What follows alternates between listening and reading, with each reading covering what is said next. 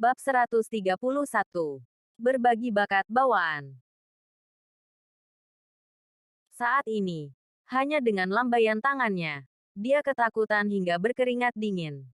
Terlepas dari kenyataan bahwa dia berada di langkah kelima, tidak ada sedikit pun perlawanan. Siapakah kedua lelaki tua ini? Bukankah kekuatan yang menakutkan ini mirip dengan kekuatan kakek? Dengan posisi mereka, mengapa mereka ada di sini menjaga pintu? Penatua kurus dengan jijik berkata, tikus melahirkan tikus.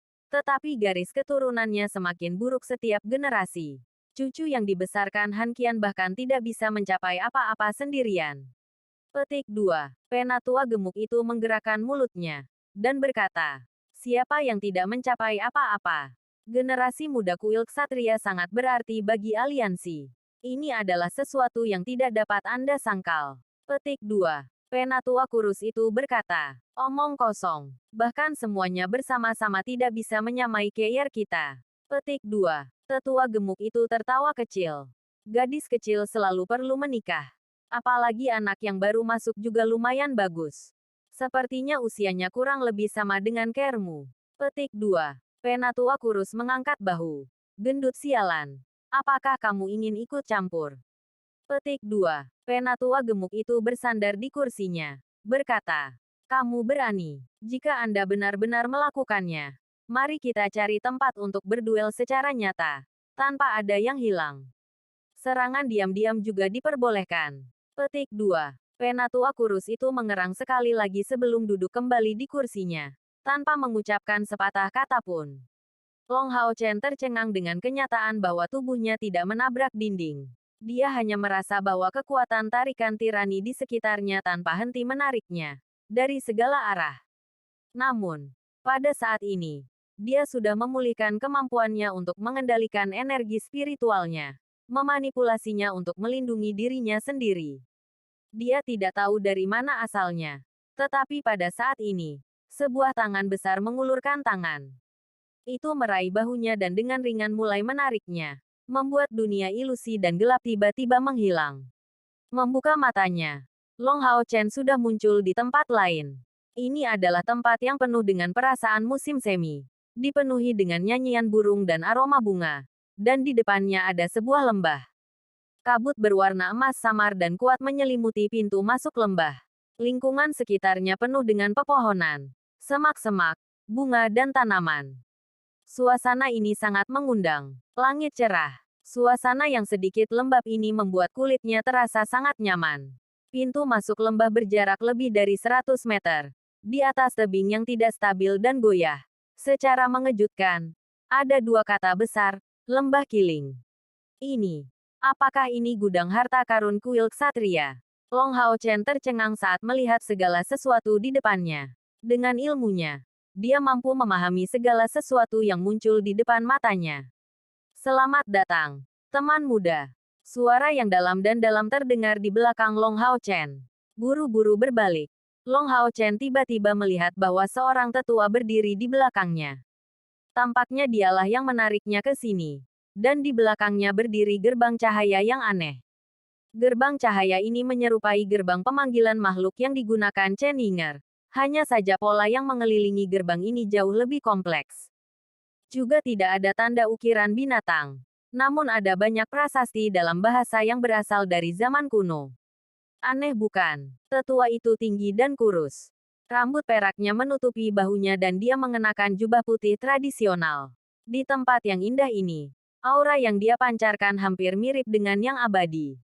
Dahinya lebar. Dan meskipun wajahnya menunjukkan tahun-tahun kesusahan, kedua matanya masih cerah dan ekspresif. Dia tidak terlihat terlalu kuat. Tetapi ketika dia berdiri di sana, dia tampak seperti pilar raksasa yang menahan langit. Salam, tetua, kata Long Hao Chen. Memberi hormat padanya dengan hormat ksatria. Orang tua itu tertawa dan berkata, orang tua ini adalah Yang Hao Han. Anda bisa memanggilnya kakek Yang. Long Hao Chen menunjukkan rasa hormat sekali lagi. Dan berkata, halo, kakek Yang. Yang Hao Han tersenyum. Menepuk pundaknya. Dan berkata, bukankah tempat ini cukup aneh? Sebenarnya, tempat ini tidak dibangun oleh kuil ksatria. tetapi diturunkan dari masa kejayaan. Itu dibangun oleh para elf di zaman kuno. Bukan hanya tempat ini, tetapi 5 brankas harta karun kuil lainnya juga seperti ini.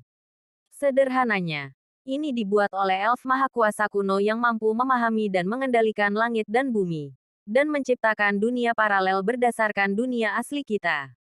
Setelah itu, di era kegelapan, kami, manusia yang maha kuasa, menerimanya. Setelah kami menambahkan beberapa sentuhan dan modifikasi pribadi, menjadi seperti ini. Petik 2. Meskipun Long Hao Chen masih tidak mengerti banyak, dia memiliki beberapa kesan. Dia menghubungkan semuanya di sini dengan pengalamannya sendiri di Gunung Suci Ksatria. Yang Hao Han tersenyum dan berkata, sejujurnya, jika bukan karena harta karun yang berasal dari sisa-sisa ras elf kuno yang diterima ras manusia kita selama era kegelapan, saya khawatir kita, manusia, sudah pergi. Punah, hati Long Hao Chen melonjak, tetapi dia tidak bertanya lebih jauh. Ini jelas terkait dengan rahasia 6 kuil. Jika kakek yang di depan mata saya ingin mengatakan sesuatu, dia pasti akan melakukannya. Pergilah. Lembah itu berisi upahmu. Tapi juga akan ada ujian yang menunggumu. Jadi bersiaplah. Setelah memasuki lembah, akan ada pertigaan di jalan. Di pertigaan ini, belok ke kiri, ikuti jalannya, dan Anda akan menerima hadiah Anda. Petik 2. Terima kasih kakek yang, Long Hao Chen dengan hormat menjawab dan berjalan menuju lembah kiling. 100 meter berlalu dengan cepat, dan pada titik ini, dia melangkah ke dalam kabut tebal berwarna emas samar. Dalam kabut ini, Long Hao Chen langsung merasakan ada sesuatu yang berbeda. Tampaknya udara menjadi jauh lebih berat, dan tekanan yang sangat besar mengelilinginya. Langkahnya yang sebelumnya cepat segera menjadi lebih berat. Di dalam tubuhnya, energi spiritual cair tampaknya disimulasikan, menghasilkan lingkaran cahaya keemasan samar di permukaan tubuhnya.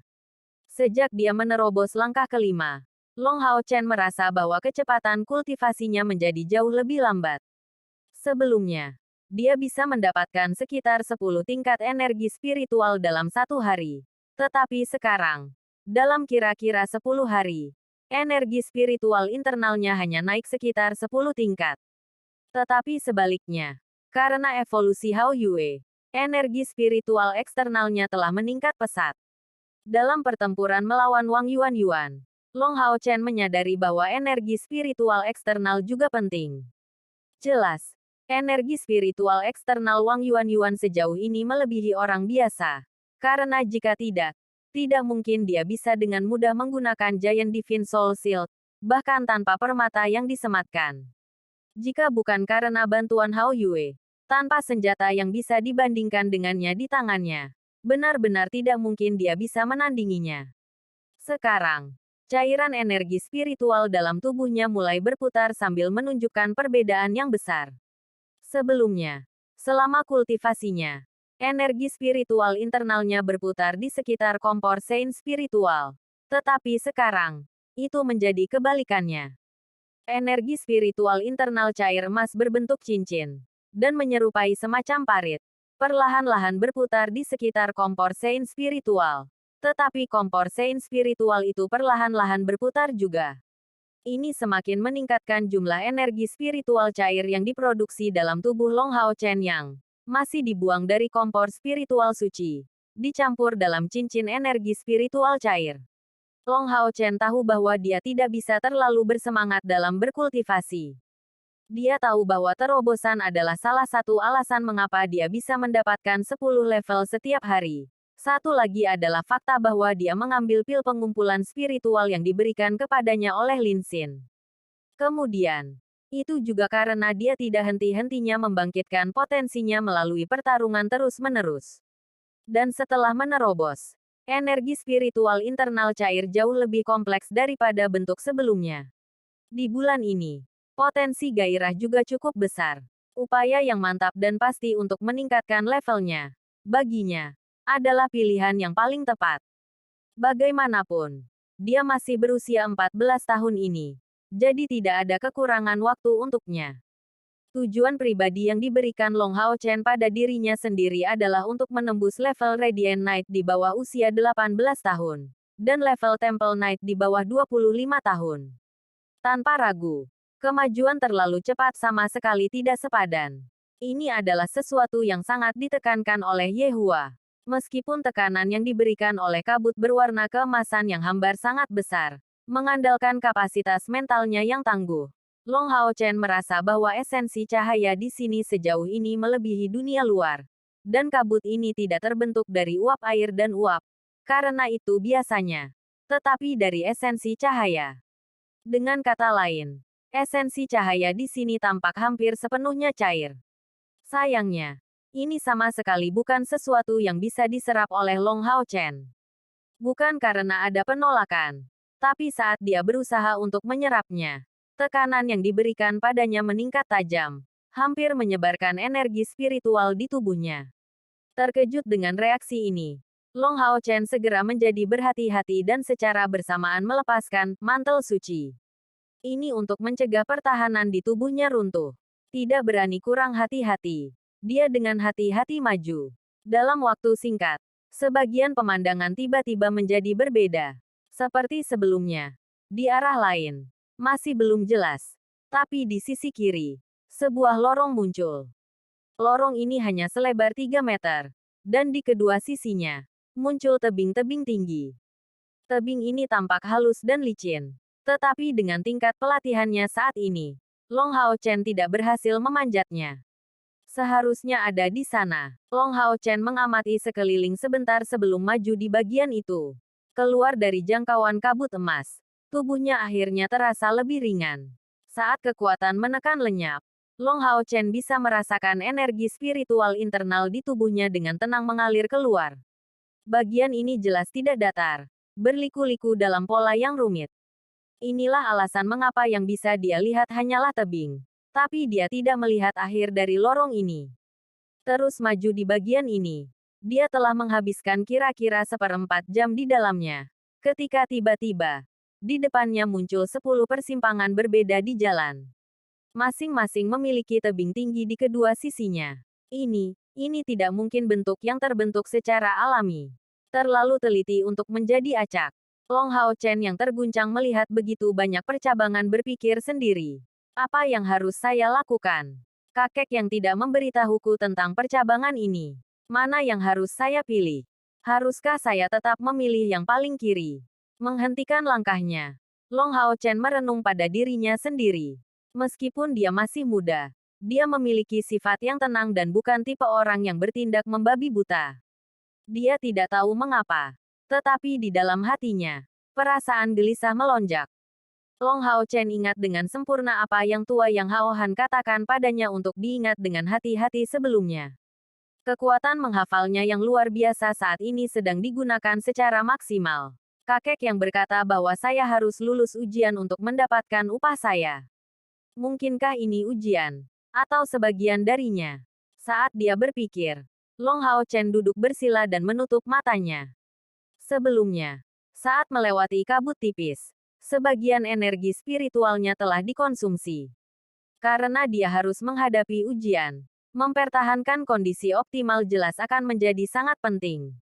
Di lembah kiling ini, esensi cahaya jauh lebih kaya daripada di dunia luar. Meskipun kabut yang sebelumnya tidak ada sekarang, esensi cahaya setebal hujan masih ada dalam proporsi yang sangat melimpah. Mengandalkan fisik khususnya sebagai Sion of Light, dalam sekejap, Long Hao Chen sudah kembali ke kondisi puncaknya. Pada saat ini, tiba-tiba, sesuatu menarik perhatian Long Hao Chen. Dia merasakan sedikit esensi cahaya paling murni berfluktuasi di sekitarnya di udara. Long Hao Chen tiba-tiba membuka matanya yang melirik langsung ke arah tertentu. Bab 132. Hujan biru. Kembang sepatu cahaya I. Esensi murni itu, meskipun gelombang hanya hadir dalam jumlah rendah, mengandalkan persepsinya yang luar biasa, dia dapat segera mengetahui jalan yang mereka tuju. Persimpangan jalan di depannya mengarah ke total 10 jalan. Dan jalan yang mengandung esensi murni adalah yang ketiga dari kiri. Tanpa ragu-ragu lebih lanjut, Long Haoshen berdiri dan mengambil langkah besar menuju jalan ketiga, dan maju dari sana. Butuh waktu kurang dari 100 meter untuk berjalan ke pertigaan ini. Kemudian, perasaan sebelumnya dia muncul sekali lagi. Benar, tepatnya ke arah ini. Long Haoshen berpikir, betapa kaya fluktuasi esensi cahaya. Apa yang saya cari pasti ada di sana. Untuk sesaat, dia terus maju. Tetapi beberapa saat setelah mengambil garpu, tiba-tiba, gerbang cahaya yang fantastis muncul di depannya. Gerbang cahaya ini benar-benar berbeda dari yang membawanya ke sini. Secara komparatif, itu jauh lebih kecil. Dengan tinggi 2 meter, lebar 1 meter, berbentuk lonjong dan tepinya berwarna biru air. Ia melepaskan beberapa cincin berwarna emas samar dari dalam, dan sisinya berwarna biru. Ini adalah, mungkinkah saya harus masuk ke gerbang cahaya ini? Long Haoshen berhenti maju, berdiri di depan gerbang cahaya ini. Dia bisa langsung merasakan fluktuasi esensi cahaya sebelumnya datang dari dalamnya. Namun, bukannya terus dirilis. Mereka muncul sesekali dan tanpa dasar. Dalam kapasitasnya sebagai Sion of Light, afinitas Long Haoshen dengan elemen cahaya secara alami berada pada tingkat terbesar. Dan bukan hanya afinitas yang dia miliki dengan elemen cahaya, tetapi juga yang dimiliki elemen cahaya dengannya. Selama dia bisa merasakan keberadaan elemen cahaya di suatu tempat, dia secara tidak sadar akan merasa aman sepenuhnya di tempat ini. Setelah ragu sejenak, Long Haoshen menarik napas dalam-dalam, dan akhirnya mengambil langkah maju, memasuki gerbang cahaya. Kali ini, dia tidak merasakan gangguan apapun. Tapi sekelilingnya berubah menjadi titik cahaya lembut, menyilaukan di sekitarnya. Merasakan sensasi keamanan yang kuat. Di saat berikutnya, dia merasa pemandangan ilusi ini menjadi nyata. Ini adalah sebuah gua. Ada bebatuan aneh di sekitarnya. Setelah mengambil langkah, Long Haoshen hanya merasa bahwa dia kembali ke dunia nyata dan siluetnya segera tampak ilusi. Cahaya biru dan keemasan tiba-tiba bersinar, menerangi seluruh gua. Yang biru tampak seperti samudera tanpa batas, dipenuhi dengan keindahan berwarna biru berkilau. Yang emas tampak seperti matahari saat fajar, hangat, cerah, penuh dengan kehidupan, tetapi tidak melukai mata. Itu adalah kekuatan hidup yang bersemangat, mengusir kegelapan dengan cahayanya. Ini adalah, Long Haoshen bingung dengan pemandangan ini segera. Kedua warna murni ini begitu indah, begitu memesona sehingga dia benar-benar tenggelam di dalamnya. Terutama kasus warna emas itu. Ketika dia melihatnya, rasanya seperti dia kembali ke waktu ketika ayahnya membantunya menyelesaikan kebangkitan ilahi. Energi spiritual cair di dalam dirinya secara otomatis bergetar, membuat tubuhnya berkedip. Pintu masuknya tampaknya membuat takut warna biru dan emas di gua yang penuh dengan mereka. Dan kedua lampu itu secara bersamaan berhenti. Perasaan yang mereka kirimkan ke Long Haoshen sama sekali berbeda. Cahaya biru memeriksanya dengan kristal. Tetapi cahaya keemasan setelah beberapa saat memberikan sensasi keakraban yang kuat, tiba-tiba bergerak menuju Long Haoshen. Long Haoshen tidak melakukan apapun. Dia berdiri di sana dalam diam. Cahaya emas menerpa dirinya. Ketika tubuhnya diselimuti cahaya emas, dia merasakan sensasi hangat di sekujur tubuhnya. Energi spiritual di dalam dirinya berputar lebih cepat, tidak dapat dihentikan. Meskipun dia tidak bisa melihat seluruh sekitarnya karena hanya ada warna emas di depan matanya, sensasi keakraban yang intens membuat Long Haoshen benar-benar puas. Dia bisa merasakan inti dari cahaya ini, kemurniannya yang tidak ada habisnya, karena dia benar-benar terbenam di dalamnya. Tubuh Long Haoshen, terbungkus dalam selimut emas ini, mulai muncul secara bertahap, membiarkan cahaya emas ini melewatinya, memasuki tubuhnya dan berputar. Jika ada yang bisa melihat pemandangan ini, dia akan langsung tercengang. Brilliant Body kemampuan tanda tangan tangguh milik Satria dari langkah ketujuh. Perwujudan cahaya, dan fusi dengan cahaya. Long Haoshen saat ini hanya di langkah kelima, dan baru saja menerobos baru-baru ini. Tapi tetap saja, dia berhasil. Dalam keadaan normal, bahkan untuk tubuh cemerlang, yang lengkap, energi suci eksternal tidak dapat dengan mudah melewati tubuh. Namun, dia masih berhasil mencapai prestasi ini. Ini justru disebabkan oleh fisik Sion of Light dan afinitasnya terhadap cahaya, memberinya ketaatan penuh dari esensi cahaya. Dan esensi cahaya ini menganggapnya sebagai guru suci, menganggapnya sebagai dewa suci.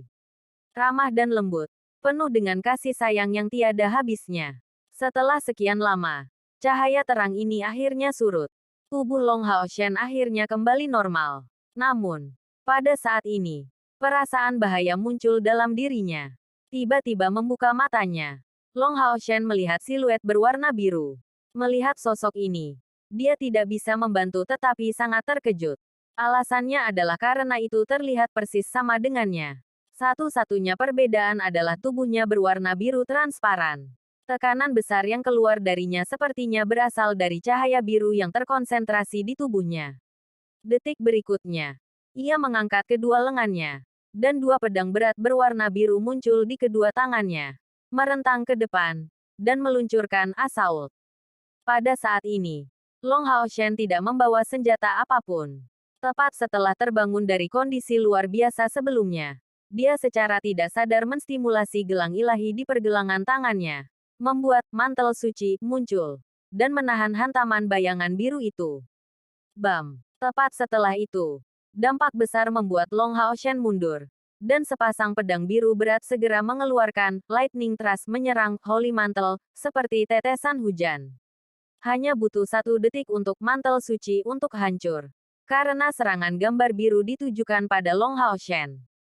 Setelah beberapa saat penyesuaian, Long Haoshen mempersiapkan hal yang sama.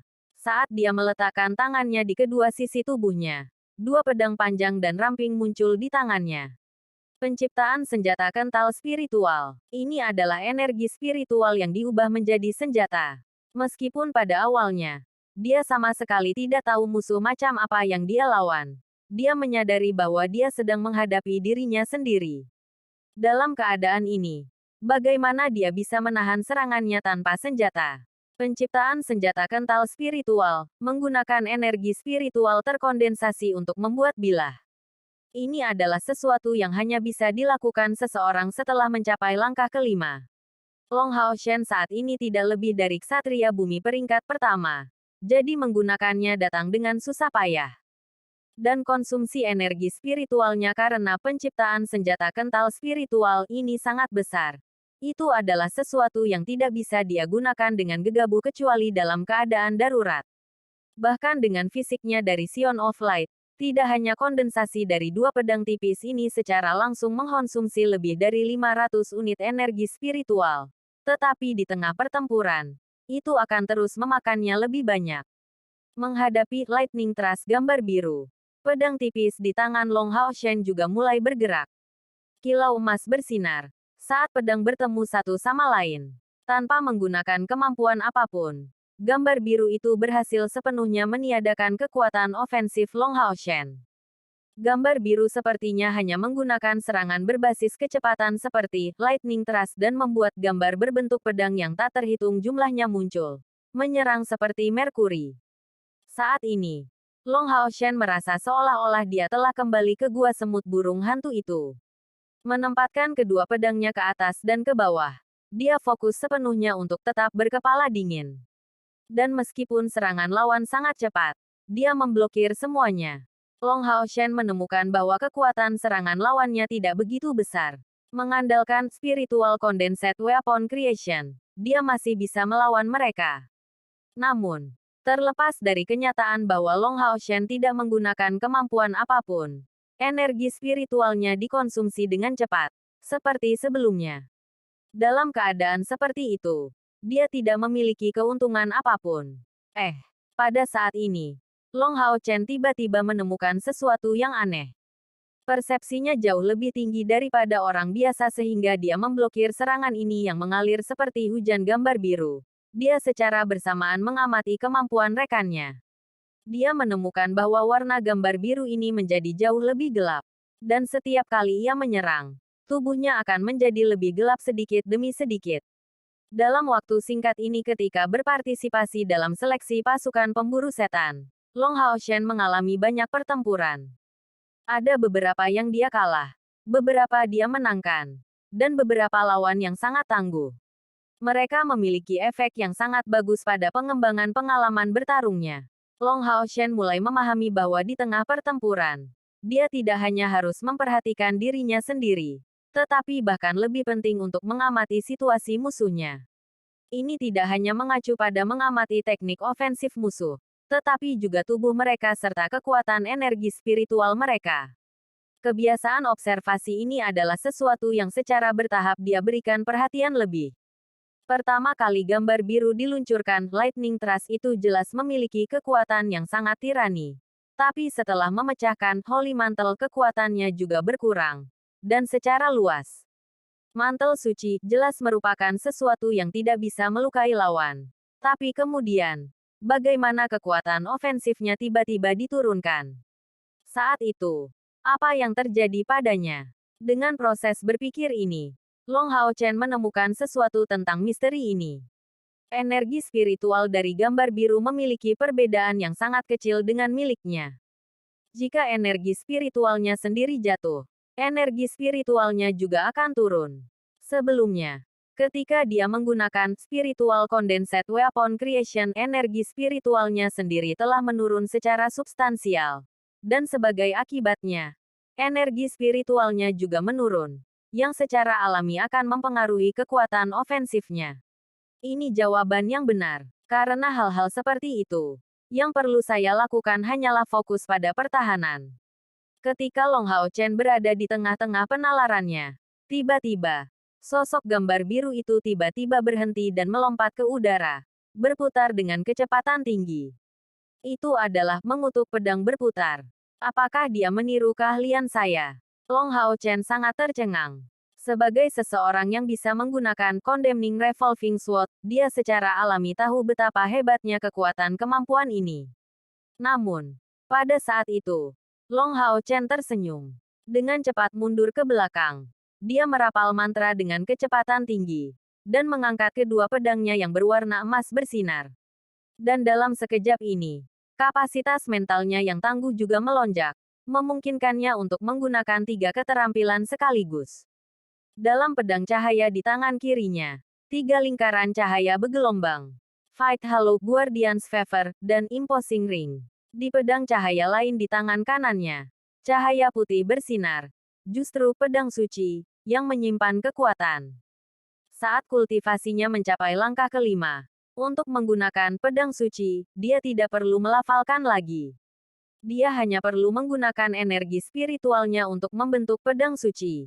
Pada saat ini, dia juga melepaskan mantel suci dari gelang ilahi, memblokir pukulan pertama dari gambar biru ini.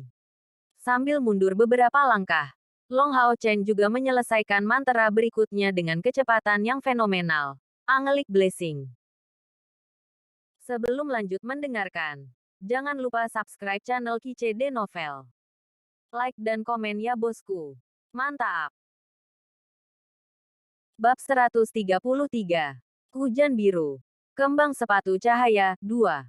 Segera, teriakan naga resonan terdengar dari tubuh Long Haochen, ditutupi dengan cahaya keemasan yang kaya. Saat energi spiritual internal suci yang mengelilingi tubuhnya berubah menjadi sisik, dengan kedua tangannya mengacungkan pedangnya. Itu adalah Ascending Dragon Strike. Ascending Dragon Strike adalah kemampuan yang dipelajari oleh kedua spesialisasi, Guardian Knight dan Retribution Knight. Karena itu, begitu dia menerobos langkah kelima, Long Haochen secara alami membukanya dari cincin warisan ayahnya. Tapi pada saat dia menggunakannya, pedang suci di tangan kanannya belum selesai. Bam! Kedua belah pihak bertabrakan dengan keras di udara. Tetapi dalam sepersekian detik, siluet biru itu tersebar dan partikel cahaya biru yang tak terhitung jumlahnya tersebar di keempat arah. Duk! Long Haochen terus mendarat di lantai. Tubuhnya sedikit terpesona, dan penglihatannya menjadi gelap. Beberapa saat yang lalu, dia menggunakan banyak teknik dalam waktu singkat. Bahkan kapasitas mentalnya yang berbeda dari orang biasa, tidak cukup untuk mendukungnya sepenuhnya, dan kulitnya menjadi pucat. Pada saat ini, 2 pedang di tangannya dari Spiritual Condensate Weapon Creation juga tersebar. Dari awal sampai akhir, Teknik pedang suci miliknya bahkan belum selesai. Namun, dia menang dan menang atas citra biru tersebut. Long Haoshen menyelesaikan ini dengan cukup sederhana. Kemenangannya karena menentukan secara akurat sifat gambar biru yang terbuat dari cahaya itu. Gambar biru meniru keterampilannya serta energi spiritualnya. Keterampilannya persis sama, tetapi jumlah energi spiritualnya didasarkan pada kemampuannya sendiri. Dalam keadaan ini, jika Long Haoshen terus bertahan, serangan gambar biru ini tidak akan pernah berhenti. Dengan satu kesalahan, lawan akan menang atas dia. Namun, bagaimana jika dia tidak memiliki energi spiritual? Apa yang diandalkan cahaya biru ini untuk menyerang? Long Haoshen terus-menerus menggunakan banyak teknik. Bukan karena dia ingin meraih kemenangan, tapi dia ingin dengan cepat menghabiskan semua energi spiritualnya. Di atas segalanya, sebelum akhirnya benar-benar menghabiskan segalanya, dia akan mengaktifkan teknik terakhirnya. Tanpa dukungan energi spiritual, mengutuk pedang berputar tidak dapat melawan Ascending Dragon Strike, dan sebagai hasilnya, gambar biru itu dikalahkan dan karenanya tersebar. Semua ini kelihatannya sederhana. Namun nyatanya, ini disebabkan oleh kombinasi antara pengetahuan dan kekuatan. Jika bukan karena fakta bahwa Long Haoshen memblokir serangan tirani gambar biru sebelumnya, dia akan mengalami cedera. Sama jika dia bertindak sebelum membuat prediksi yang benar ini. Pertempuran ini sulit, terlepas dari kenyataan bahwa gambar biru tidak memiliki niat membunuh yang nyata. Long Haoshen samar-samar merasakan bahwa jika dia dikalahkan, dia mungkin akan kehilangan sesuatu.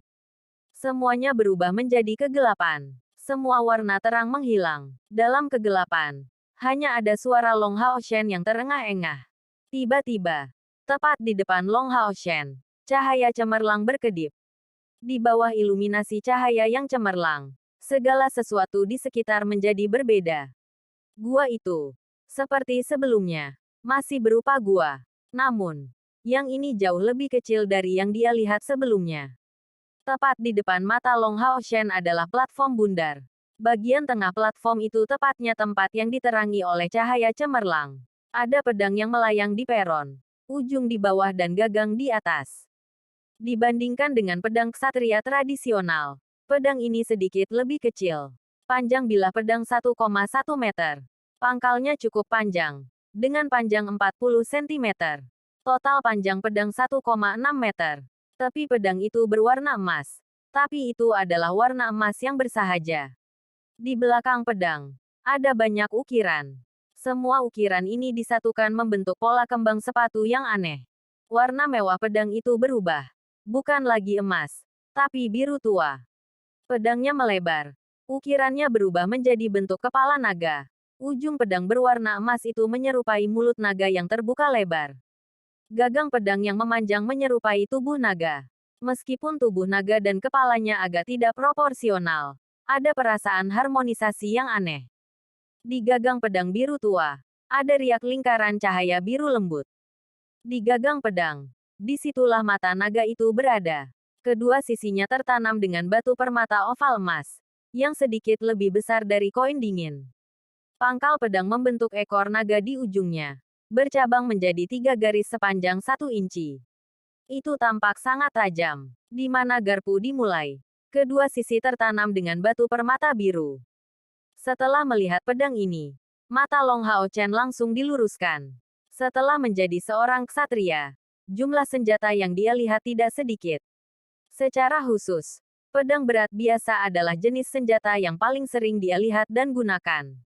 Namun, dia belum pernah melihat pedang seindah yang berdiri di depan matanya saat ini. Lebih penting lagi, dia bisa merasakan nafas pedang ini. Itu tampak hidup. Dia merasakan sensasi yang sama dari cahaya berwarna biru dan emas ketika dia baru saja memasuki tempat ini.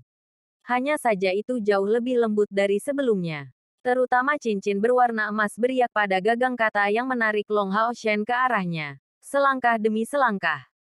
Benar-benar indah. Itu benar-benar indah. Tanpa celah.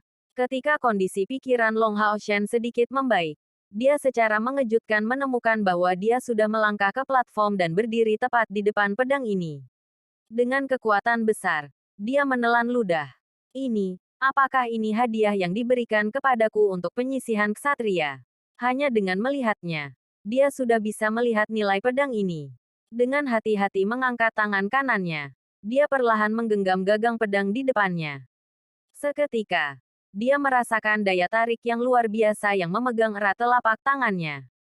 Segera setelah itu, nyeri akut datang dari bagian tengah telapak tangannya. Pikirannya kaget. Long Haoshen tidak mencoba melepaskan telapak tangannya karena dia jelas merasa bahwa dari aura pedang ini yang memberitahunya itu tidak akan menyakitinya. Setetes demi setetes darah menetes dari telapak tangan Long Haoshen. Dari gagang pedang, ke gagang pedang dan ke dalam batu permata berwarna emas. Benang demi benang darah menyebar, membasahi tubuh naga, sampai ke batu permata biru di ekor naga. Bas, gemetar hebat terjadi dalam sepersekian detik berikutnya. Pedang panjang di tangannya mengeluarkan puluhan ribu sinar. Long Haoshen hampir tanpa sadar mengangkat pedang panjang di atas kepalanya. Cahaya emas di tengah dan cahaya biru melingkari itu membentuk pilar besar menuju langit-langit gua. Energi spiritual yang kuat berfluktuasi dan meledak. Udara hangat dan menyegarkan memasuki telapak tangannya. Seketika, rasa sakit di telapak tangan Long Haoshen menghilang. Sementara itu, 5 kata, satu demi satu, muncul di benaknya. Hujan biru, kembang sepatu cahaya. Ini namanya, di luar lembah Kiling. Sejak awal, Yang Haohan terus melihat ke arah lembah. Tetapi sekarang, ada orang lain di sampingnya. Itu adalah ksatria suci senior kuil ksatria, Han Qian. Tuan Balai. Menurutmu dia akan berhasil menundukkan pedang itu? Selama bertahun-tahun ini, banyak yang telah mencoba, tetapi semuanya gagal. Bahkan ayahnya. Petik 2. Yang Haohan tersenyum tipis dan berkata, saya harap dia akan berhasil. Pedang Blue Rain, Hibiscus of Light, diturunkan dari era kejayaan. Awalnya dua pedang yang dijiwai menjadi satu oleh pengrajin yang maha kuasa. Pedang ini sadar diri. Dan terlebih lagi seorang raja peri kuno memasang segel yang kuat dan cerdas di atasnya. Setiap orang yang mendekatinya akan ditarik oleh segel ini untuk melakukan persidangan. Hanya orang yang bisa lulus uji coba ini akan memiliki kemungkinan untuk mendapatkannya. Tidak ada yang tahu level apa yang mampu dicapai Blue Rain, Hibiscus of Light, tapi menurut catatan yang ditinggalkan oleh Raja Elf kuno, pedang ini dikenal sebagai pedang ajaib. Mulai dari pembuatannya, tidak pernah memiliki satu master pun. Bahkan penciptanya yang perkasa tidak cukup mampu. Karena tidak ada yang bisa mendapatkan persetujuan pedang ganda ini. Raja Elf yang perkasa menggunakan segel yang sangat kuat dan meletakkannya di sini. Menunggu orang yang ditakdirkan. Dikatakan bahwa properti paling mistis dari pedang ajaib ini terdiri dari fakta bahwa selama seorang majikan mendapatkan persetujuannya, dia akan menjadi satu-satunya yang dapat menggunakannya. Serupa dengan peralatan keluarga. Tidak peduli seberapa kuat tuannya, itu akan memiliki kekuatan yang disesuaikan dengannya. Dengan kata lain, pedang ganda ini akan bertambah kuat bersama pemiliknya. Pernahkah Anda mendengar tentang pedang yang bisa tumbuh? Bukan hanya itu, tetapi itu menyelesaikan prestasi ini tanpa batu permata atau prasasti tambahan. Faktanya, tidak peduli seberapa aneh dan menakutkan senjata lain, itu tidak dapat mencapai itu. Petik 2. Mata Hao Qian dipenuhi dengan keheranan. Benar-benar layak menjadi pedang keajaiban.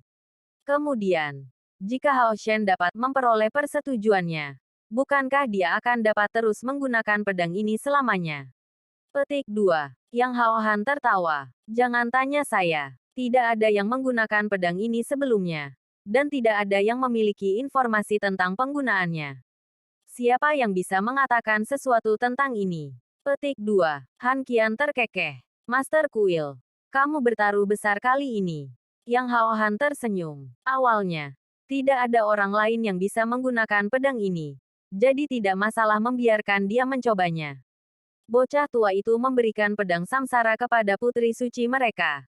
Dan kami, kuil ksatria juga memiliki Sion of Light. Ini hanya Blue Rain, Hibiscus of Light. Jangan bilang kamu enggan mengeluarkannya. Kami tidak bisa dikalahkan oleh semua orang. Petik 2. Betapa tidak terduga. Xing Yu benar-benar memiliki anak seperti itu. Hanya saja, Aku tidak bisa memikirkan ini dengan seksama. Dia seharusnya tahu anaknya memiliki tubuh Sion of Light. Mengapa dia tidak membiarkan kuil itu mengerahkan semua upaya untuk merawatnya? Petik 2. Han Qian berkata, mungkin. Itu karena hati. Yan Haohan sedikit terganggu. Berbalik dan berkata dengan kesadaran. Kamu mengatakan Xing Yu ingin membiarkan anak ini melewati kekasaran dunia luar dan secara bertahap memperkuat dirinya sendiri. Dengan cara ini dia akan memiliki kemampuan bertahan hidup yang lebih baik. Petik 2. Han Qian tersenyum dan mengangguk. Setidaknya pada saat ini, anak di depan mataku ini benar-benar seorang ksatria yang layak. Pada usia ini, jarang terjadi. Bakat bawaan yang hebat harus muncul di dalam diri orang yang mampu untuk benar-benar bersinar. Petik 2. Begitu dia berbicara tentang ini, di lembah Kiling yang jauh, ada cahaya terang yang meroket menuju langit. Emas dengan warna biru. Kedua warna dipaksakan. Emas di tengah. Cahaya biru melingkari sekelilingnya.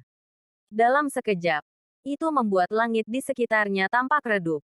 Dia benar-benar berhasil. Mata Yan Haohan menunjukkan sedikit keterkejutan. Han Qian menjawab. Mulut ternganga. Ini terlalu cepat. Wow, Yang Haohan terkekeh. Saya sudah menduga bahwa ini akan menjadi seperti ini. Anak ini adalah Sion of Light. Meskipun Blue Rain, Hibiscus of Light memiliki atribut ganda. Elemen utamanya adalah cahaya. Bertemu dengan Sion of Light. Akankah elemen cahaya menyerangnya? Jangan cemas. Mari kita tunggu. Dia membutuhkan lebih banyak waktu untuk menyatu dengannya. Bab 134. Hujan biru. Kembang sepatu cahaya 3. Han Qian menunjukkan wajah pahit saat dia berkata, "Ai, sepertinya peralatan yang aku siapkan untuknya akan terlalu memalukan untuk dikeluarkan." Yang Haohan menatapnya dalam-dalam dan berkata, "Penjelasan yang baru saja Anda berikan kepada saya. Mengapa Anda sendiri tidak dapat mengingatnya? Kita tidak bisa terlalu memanjakannya. Hanya dengan maju dengan langkahnya sendiri dia akhirnya bisa melampaui keberadaan kita." Benar. Apa kau punya berita dari pihak Xing Yu? Petik 2. Han Qian menghela nafas dan menggelengkan kepalanya. Masih tidak ada apa-apa. Dalam pertarungannya melawan Anan, dia melukai dia, tapi menghilang setelah itu. Petik 2. Haohan mengangguk dan berkata, "Beritahu orang-orang terkait bahwa masalah ini akan diklasifikasikan sebagai rahasia yang sangat rahasia di dalam kuil kita. Secara khusus, Anda tidak dapat membiarkan anak ini, Hao Shen, mengetahui hal ini. Saya tidak ingin temperamennya terpengaruh oleh ini." Dalam surat yang Xing Yu tinggalkan untukku, dia mengatakan bahwa jika dia tidak bisa kembali setelah pertempurannya dengan Anan, sebelum Hao Shen mencapai langkah ketujuh, kita tidak boleh memberitahunya. Petik 2. Han Qian menghela nafas dan berkata, "Aku benar-benar tidak mengerti. Mengapa Hallmaster Long bersikeras menantang Dewa Iblis ketujuh ini? Juga tidak masalah baginya untuk tidak menerima tantangan ini." Petik 2. Yang Haohan menggelengkan kepalanya dan berkata, "Tidak, dia harus pergi. Ini adalah tugasnya. Jika suatu hari Anda mencapai langkah ke-9, Anda juga akan memahami jenis tugas itu. Tolong beritahu orang-orang di bawah ini untuk terus menyelidiki keadaan luka berat Anan." Petik 2. Meh. Han Qian mengangguk setuju. Yang Haohan menghela nafas pada dirinya sendiri. Xing Yu. Xing Yu. Mengapa kamu tidak memberitahu kami dalam surat yang kamu tinggalkan kepada kami bahwa Hao Shen kecil ini sebenarnya memiliki fisik Sion of Light? Mungkinkah Anda ingin memberi kami kejutan yang menyenangkan? Merasa nyaman? Tidak peduli apapun keadaan Anda. Saya akan membantu Anda menjaga putra Anda. Membantunya menjadi Anda berikutnya. Tidak. Bahkan mungkin melampaui Anda. Dalam kapasitasnya sebagai Sion of Light. Mungkin dia bahkan akan bisa duduk di tahta ilahi pertama. Mandi dengan warna emas yang meresap dengan warna biru. Long Hao Shen secara bertahap memasuki kondisi yang fantastis. Dia samar-samar bisa merasakan sesuatu melalui tubuhnya. Dia bahkan tidak bisa menggambarkan perasaan nyaman yang dia miliki saat berendam di air hangat ini. Setelah lama dia lupa waktu. Dan kemudian Long Hao Shen secara bertahap kembali ke akal sehatnya. Dia terkejut karena dia berdiri di pintu masuk lembah kiling. Tidak jauh di depan adalah kabut emas yang dia temui sebelumnya. Long Hao Shen tanpa sadar melihat tangan kanannya. Tangan kanannya benar-benar kosong, tapi lengannya dalam posisi terangkat seolah memegang sesuatu yang tinggi. Dan pedangku, My Blue Rain, Hibiscus of Light. Long Hao Shen segera dan dengan cemas melihat sekeliling.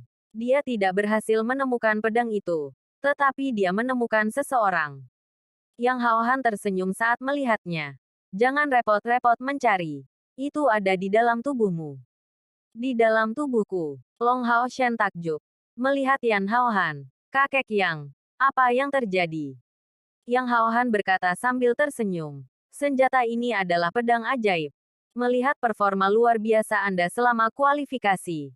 Kami, Night Temple, memutuskan untuk mengizinkan Anda mencoba tesnya. Kamu sudah tahu hasilnya. Kamu lulus. Oleh karena itu milikmu. Petik 2. Long Hao Shen bertanya. Dengan penuh keraguan. Lalu apa fakta yang kamu sebutkan? Bahwa itu memasuki tubuhku. Tentang. Yang Hao Han tersenyum saat menjawab. Jangan cemas. Aku akan memberitahumu semua yang aku tahu tentang Blue Rain, Hibiscus of Light. Tentang kekuatan pedang ini. Saya juga tidak tahu. Karena mulai dari hari pembuatannya, tidak ada yang pernah menggunakannya. Tetapi menurut penelitian kuil kami, saya dapat mengatakan dengan pasti bahwa itu adalah alat spiritual. Petik 2. Long Hao Shen berbicara kembali. Heran. Alat spiritual. Apakah alat spiritual itu? Petik 2. Yang Hao Han berkata, alat spiritual adalah senjata yang dapat berkomunikasi dengan roh. Saya yakin Anda sudah lulus ujian. Itu benar. Orang yang menguji Anda sebelumnya adalah roh senjata itu sendiri. Meskipun roh senjata tidak memiliki kecerdasan yang nyata, ia memiliki naluri. Seseorang yang memiliki alat spiritual sebagai senjata akan memiliki kemungkinan yang tak terbatas. Blue Rain, Hibiscus of Light memiliki potensi yang tidak terbatas. Tetapi seperti yang Anda ketahui, semakin kuat senjatanya, semakin kuat pemilik yang dicari. Tapi pedang ini tidak membutuhkan itu, karena ia akan tumbuh bersamamu. Pada kondisi saat ini, ia harus direndam dalam tubuh Anda. Dan dengan demikian, kemampuannya akan menyehatkan tubuh Anda, dan energi spiritual Anda akan dipupuk olehnya tanpa henti. Sederhananya, ini adalah senjata yang bisa berevolusi. Anda dapat melihat ke dalam diri Anda dengan fokus. Long Hao Shen buru-buru melihat ke dalam dirinya dengan fokus. Di sana, semuanya tampak baik-baik saja, kecuali bahwa dia segera menemukan perubahan yang fantastis pada tubuhnya.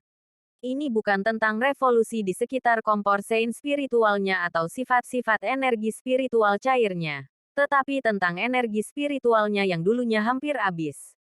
Itu sudah mulai pulih ke keadaan semula. Hal yang paling fantastis adalah bahwa di kompor spiritual suci melayang pedang mini. Tapi, dari penampilannya, bukankah itu Blue Rain, Hibiscus of Light?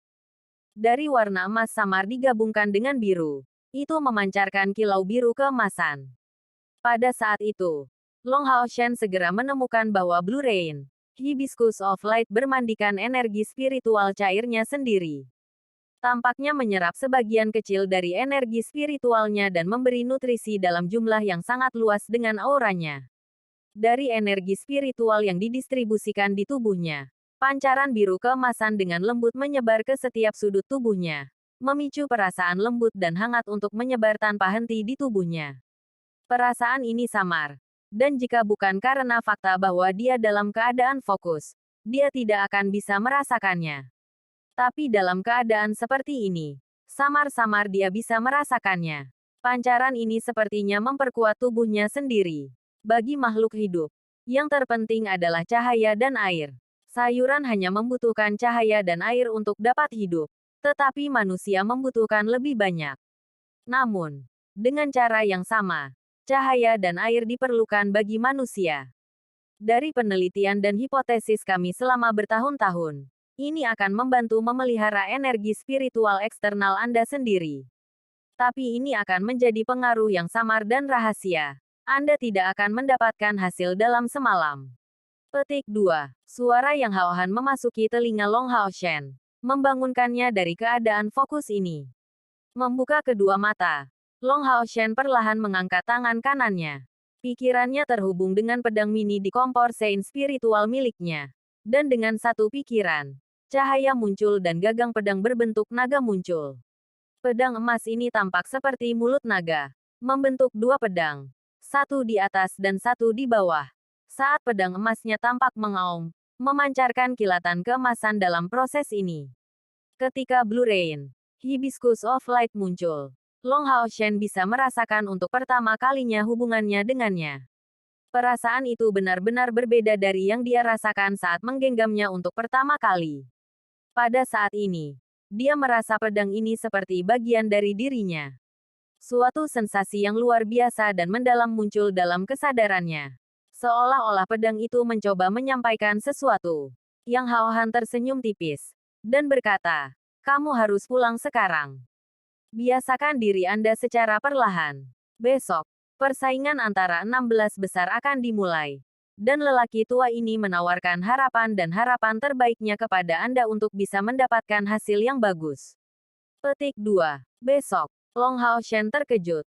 Bukankah ada sisa 2 hari setelah kompetisi kelompok? Yang Hao Han tersenyum padanya dan berkata, "Anak kecil, kamu sudah menghabiskan 3 hari di sini. Apakah Anda percaya bahwa menyatu dengan alat spiritual itu mudah? Fakta bahwa Anda membutuhkan 3 hari untuk mencapai prestasi ini sudah mencengangkan. Di sisi lain, gurumu sudah memberitahu orang-orang dari kuil. Jadi tidak perlu khawatir."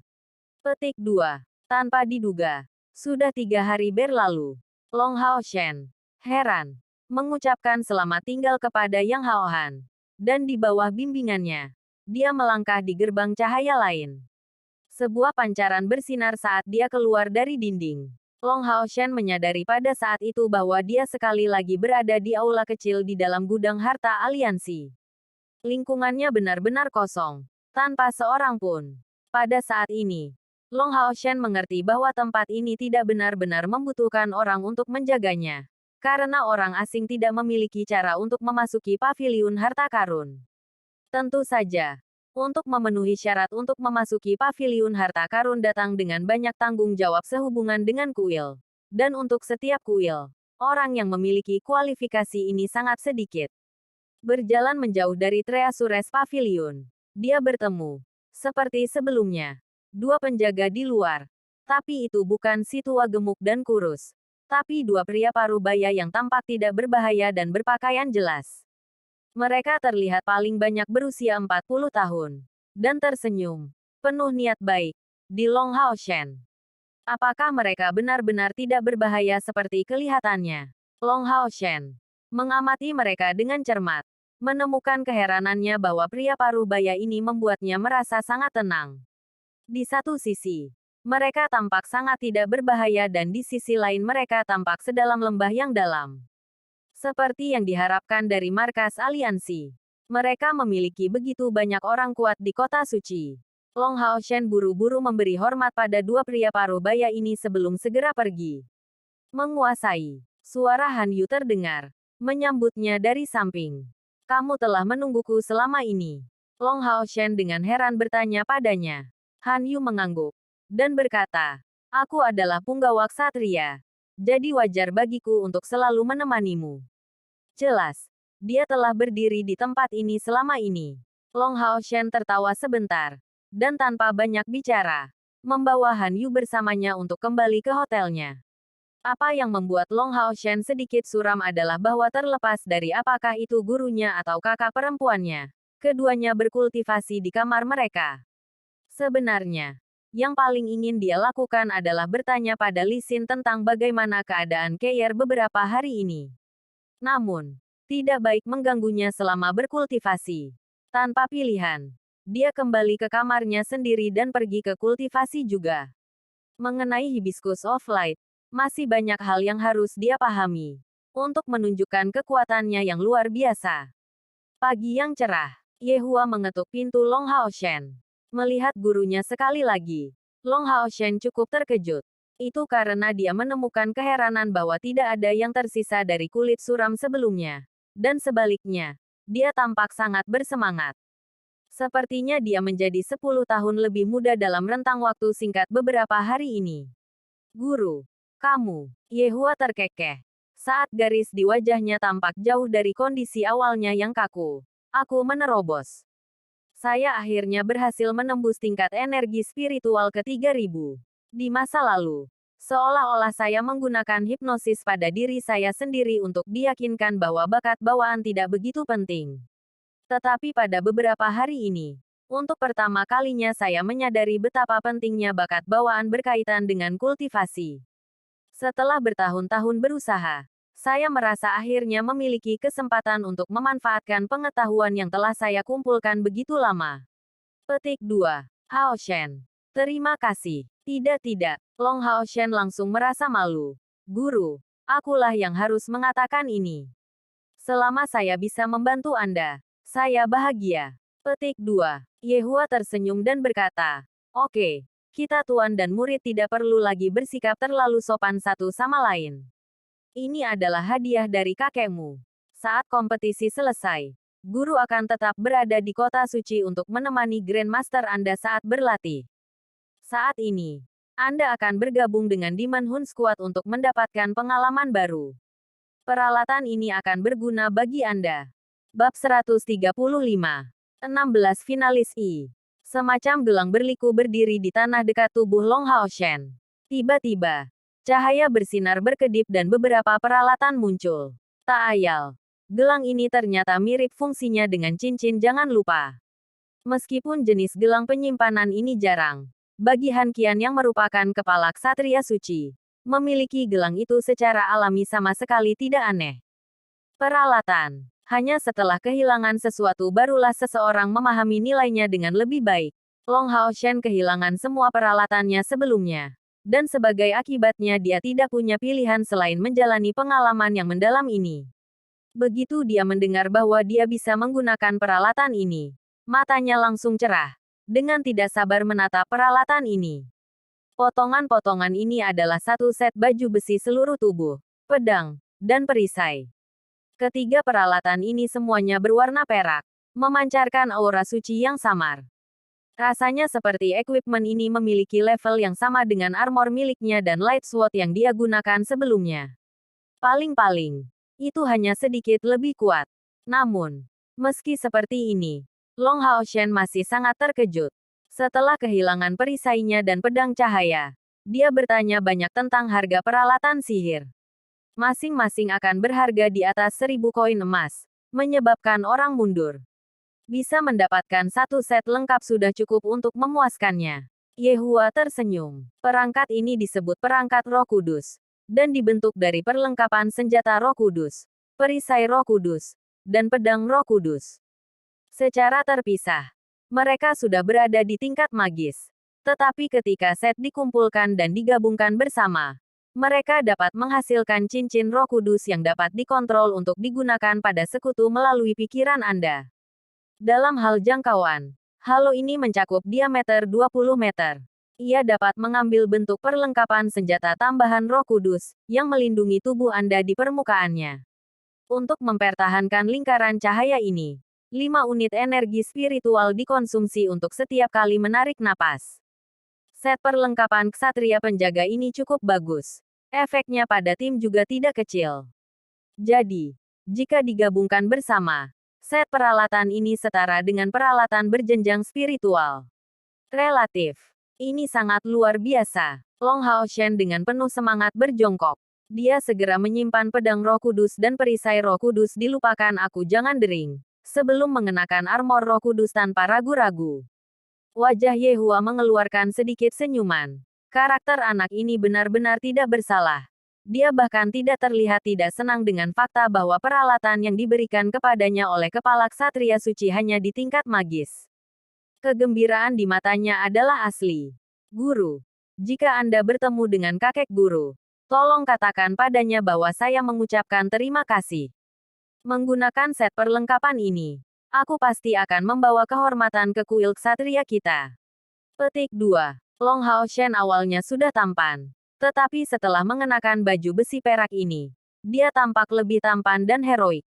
Armor Roh Kudus ini tidak terlalu berat. Dan yang pasti, itu agak lebih baik dari armor aslinya dalam hal kualitas.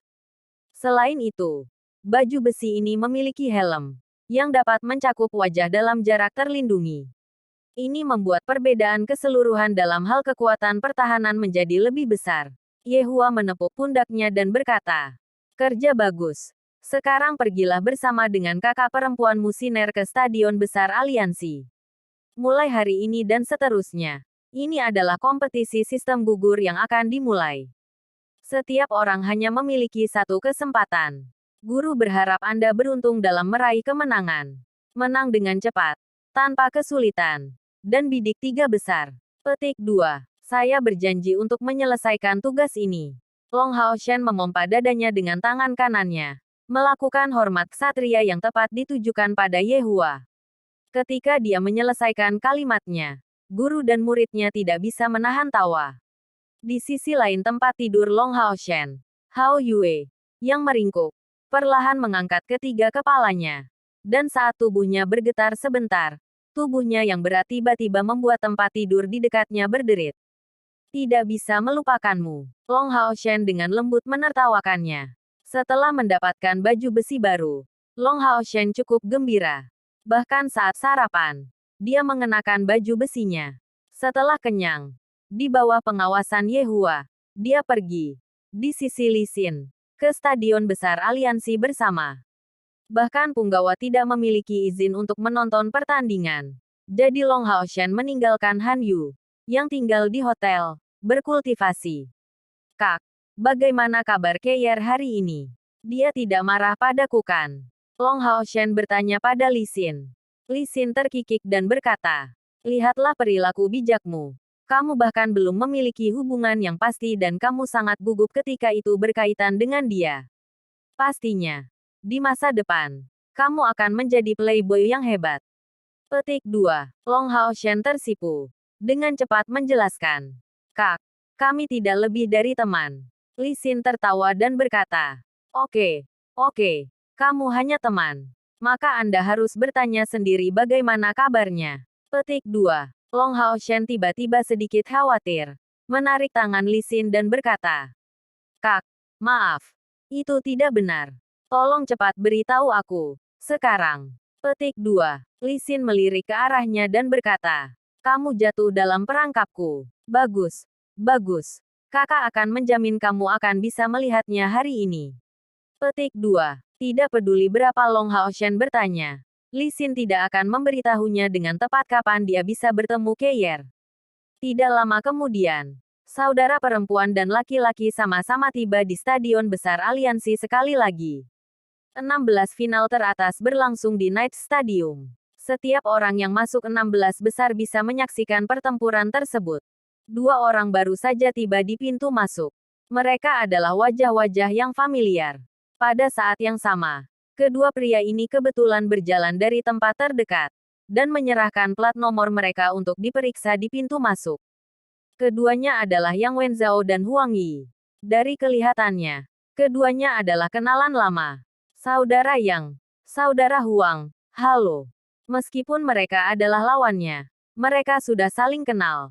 Setelah Long Hao Shen dan Li Xin mendatangi mereka, mereka mengambil inisiatif untuk menyapa mereka. Begitu Yang Wenzhao melihatnya, kulitnya langsung berubah. Dengan wajah pahit, dia berkata, "Saya tidak begitu sehat. Saya harap saat kami menggambar banyak, saya tidak menggambar Anda." Setelah berbicara, dia buru-buru masuk. Melihatnya, yang memiliki penampilan seperti seseorang yang baru saja melihat hantu, Long Hao Shen tidak bisa membantu tetapi menjadi linglung. "Ada apa denganmu? Apakah itu lawan kuat yang sama yang mengalahkanku hari itu bahkan tanpa memanggil tunggangannya?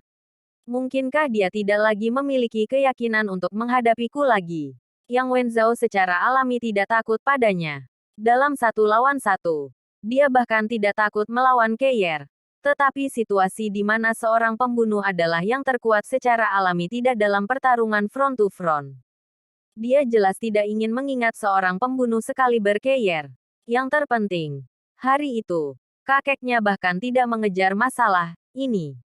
Orang hanya bisa membayangkan betapa menakutkan latar belakang gadis pembunuh itu. Pertemuan Huang Yi dengan Long Hao Shen justru sebaliknya. Menghadapi dia dengan senyuman. Dia menyapanya. Saudaraku Huang, hari itu aku harus melakukan sesuatu. Jadi aku tidak melihatmu bertengkar. Pada akhirnya, siapa di antara Anda dan Wang Yuan yang berhasil keluar dari grup? Long Hao Shen dengan penuh rasa ingin tahu bertanya. Huang Yi dengan bangga berkata, kebetulan. Saya menang secara kebetulan. Wang Yuan memang memiliki kekuatan yang tangguh. Menghadapi kepalanya, saya pasti tidak punya cara untuk menjadi lawannya. Jadi saya menemukan beberapa trik. Mengandalkan pemeran gabungan. Bersama dengan rekan perisai saya. Ketika dia menyematkan permata dan melepaskan kekuatan perisai jiwa ilahi raksasa. Saya menyelesaikan gelombang bumi, saya. Membicarakannya benar-benar membuatku malu. Tapi selama seluruh pertempuran, aku menggunakan gelombang bumi untuk membantuku melarikan diri. Pada akhirnya, saya menghabiskan energi spiritualnya dan hampir tidak menang. Aku harus berterima kasih. Jika dia tidak menggunakan Gigantic Divine Soul Shield sejak awal. Dalam keadaan normal, tidak ada cara untuk memprediksi siapa yang akan menang. Petik 2. Dengan apa yang dia katakan, Long Hao Shen mengerti bahwa selama pertandingan ini, Huang Yi membaca pikiran Wang Yuan. Gadis itu tentu saja tangguh. Dan bahkan dari sudut pandang Long Hao Shen, dia akhirnya tidak bisa masuk 16 besar sangat disayangkan. Benar-benar tidak tahu malu. Di tengah percakapan mereka, suara yang dipenuhi amarah terdengar dari belakang mereka. Keduanya berbalik untuk melihat pemilik suara ini. Tetapi bukankah itu Wang Yuan? Dan di sampingnya adalah Chen Yinger. Warna kulit Chen Yinger tidak terlihat bagus. Loli kecil itu buru-buru mengambil beberapa langkah ke depan dan menghadapi Long Hao Shen. Membandingkan tinju kecilnya dengan Long Hao Shen. Kamu meremehkanku. Anda bahkan tidak datang ke pertandingan terakhir. Petik 2. Long Hao Shen tanpa daya berkata. Tentu saja tidak. Hanya saja. Ada yang harus saya lakukan pada hari itu. Saya minta maaf kepada Anda. Petik 2. Chen Yinger menjulurkan lidah ke arahnya dan tanpa menunggu sebelum gilirannya berbicara. Wang Yuan yang mengamuk. Yang memiliki ekspresi berbahaya ketika melihat Huang Yi. Menyeret tangannya ke dalam stadion. Terbukti. Setelah melalui penyisihan ini bersama-sama, kedua gadis ini mengembangkan persahabatan yang baik. Huang Yi memiliki beberapa ketakutan yang tersisa setelah melihat Wang Yuan dengan perisai jiwa ilahi raksasa di punggungnya. Dengan tidak berdaya menggelengkan kepalanya, dia berkata, saya hanya berharap bahwa ketika kita menarik undian untuk regu pemburu iblis, saya tidak masuk ke dalam kelompok yang sama dengannya. Seorang prajurit perisai yang tidak bisa bertahan, dan yang begitu impulsif. Aku sangat takut padanya. Petik 2. Li Xin menepuk bahu Long Hao Shen dan berkata, ayo masuk, sudah larut. Tunggu aku. Seseorang memanggil mereka dengan suara mendesak. Kakak dan adik keduanya berbalik dan melihat wajah akrab lainnya. Itu adalah penyihir yang sangat aneh yang tidak bisa menggunakan mantra serangan apapun. Lin Xin. Selamat. Selamat kepada saudara laki-laki dan perempuan yang mulia setelah memasuki 16 besar. Lin Xin memasang wajah penuh senyum dan berlari ke arah mereka. Li Xin tidak terlihat begitu gembira saat melihatnya. Untuk apa aku diberi selamat? Kami tidak dapat menerima ucapan selamat Anda. Petik 2. Lin Xin tertinggal dan berkata sambil tersenyum. Apa yang terjadi? Sister Li Xin, saya pasti tidak melakukan apa-apa. Li Xin dengan marah berkata, kamu tidak melakukan apapun. Anda tidak tahu bagaimana menggunakan satu sihir ofensif. Anda berani menipu adik saya agar berjanji memilih Anda untuk timnya jika dia masuk 3 besar. Jangan beritahu saya bahwa Anda tidak tahu pentingnya seorang penyihir yang kuat dalam sebuah regu. Petik 2. Dengan mengatakan ini, Huang Yi yang berada di samping mereka membuka matanya lebih terkejut. Apa? Anda tidak tahu sihir ofensif? Dengan satu tangan, dia meraih Lin Xin. Kulitnya tampak jauh lebih jelek daripada Li Xin. Lin Xin menepis tangannya. Jadi bagaimana jika saya tidak tahu sihir ofensif? Kakak besar punya narkoba. Petik 2. Pada saat itu, menggunakan kontrolnya yang luar biasa atas sihir, selain menyuap Wang Yi dengan obat-obatan, dia bisa mendapatkan kursi nomor 1 di penyisihan penyihir. Sekarang Huang Yi mendengar dia tidak bisa menyerang. Akan lebih aneh jika dia bertindak normal. Long Hao Shen menarik Li Xin yang masih di tengah-tengah pikirannya. Saat Lin Xin dengan tenang berkata, "Kak, jangan seperti itu. Jika bukan karena masalah di antara kita, Lin Xin tidak akan memberi saya pilnya. Mereka banyak membantu saya. Jadi saya harus berterima kasih padanya.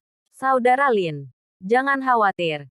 Jika saya masuk 3 besar, saya pasti akan memenuhi janji saya." Petik 2. Lalu bagaimana dengan Keyer? Li Xin langsung berseru. Long Hao Shen tiba-tiba membeku. Itu benar. Keyer. Keyer juga masuk 16 besar. Seketika, wajahnya langsung menjadi pucat. Jika saya masuk 3 besar, saya harus memilih Lin Xin. Jadi bagaimana dengan Keyer? Belum lama ini, saya dengan jelas memberikan janji saya padanya. Saya setuju untuk melindunginya seumur hidup. Lin Xin memandang Long Hao Shen yang putus asa. Pikirannya langsung diperdalam. Wajahnya menunjukkan senyuman yang sedikit tidak berdaya, saat dia menggelengkan kepalanya dengan ringan, dan tidak mengatakan apapun lebih jauh. Menepuk bahu Long Hao Shen, dia masuk. Mengingat wanita muda yang gagah berani. Meskipun buta, dia tidak bisa memikirkan hal lain untuk dikatakan.